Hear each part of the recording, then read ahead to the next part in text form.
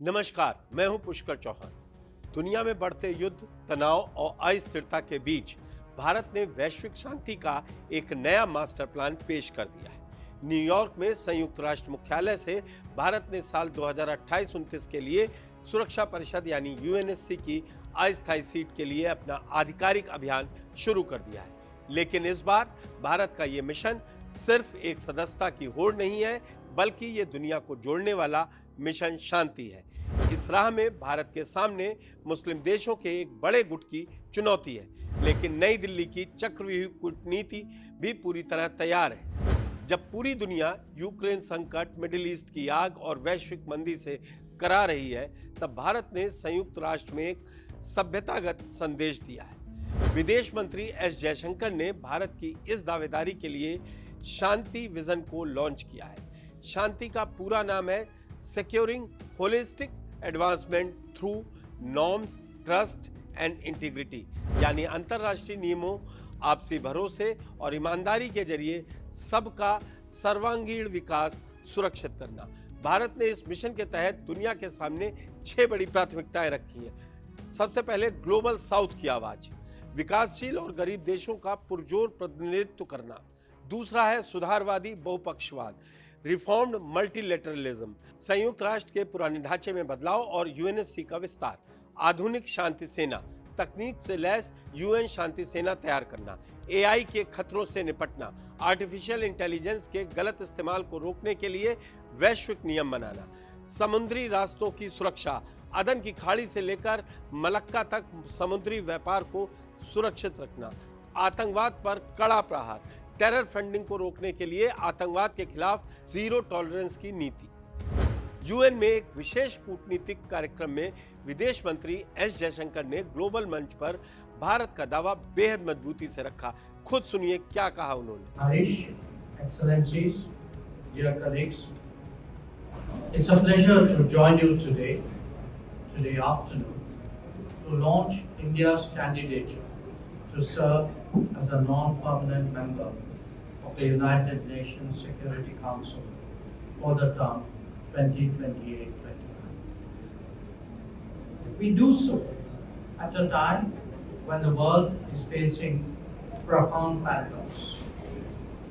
Never before has the world possessed such immense capabilities to advance human welfare at this scale.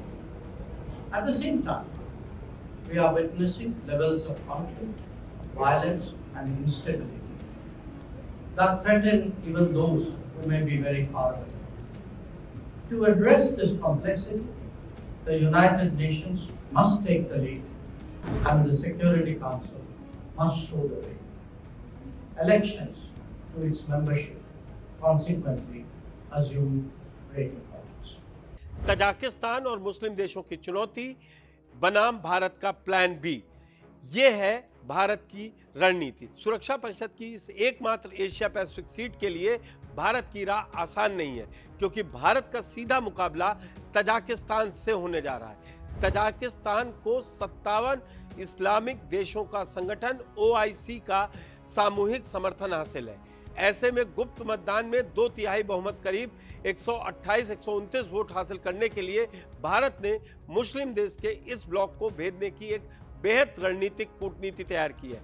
खाड़ी देशों से personal bonding, साथ ही इस अभियान की शुरुआत से ठीक पहले विदेश मंत्री जयशंकर खुद कतर, बहरीन, कुवैत और ओमान जैसे प्रमुख मुस्लिम देशों के दौरे पर थे। भारत OIC के भीतर एकमुश्त वोटिंग को तोड़ने के लिए इन देशों के साथ अपने मजबूत द्विपक्षीय, व्यापारिक और ऊर्जा संबंधों का इस्तेमाल कर रहा है। वहीं दिलचस्प बात यह है कि तजाकिस्तान खुद भारत का एक बेहद करीबी रणनीतिक साझेदार है। भारत वहां अपना पहला विदेशी सैन्य हवाई अड्डा फरकोर एयरबेस संचालित करता है। भारत इस मुकाबले को कड़वाहट मुक्त रखना चाहता है, ताकि मध्य एशिया के अन्य मुस्लिम देश भारत से दूर ना हों।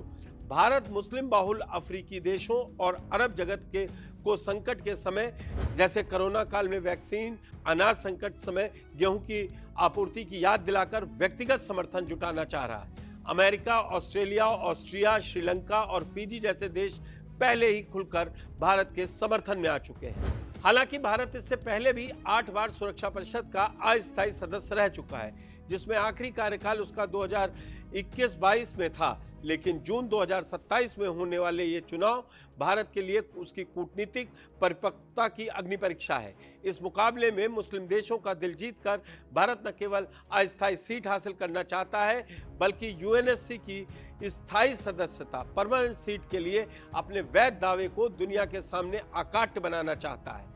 जैसा कि पीएम नरेंद्र मोदी और विदेश मंत्री एस जयशंकर लगातार कहते आए हैं, ये युद्ध का युग नहीं बल्कि कूटनीतिक संवाद और शांति का युग है।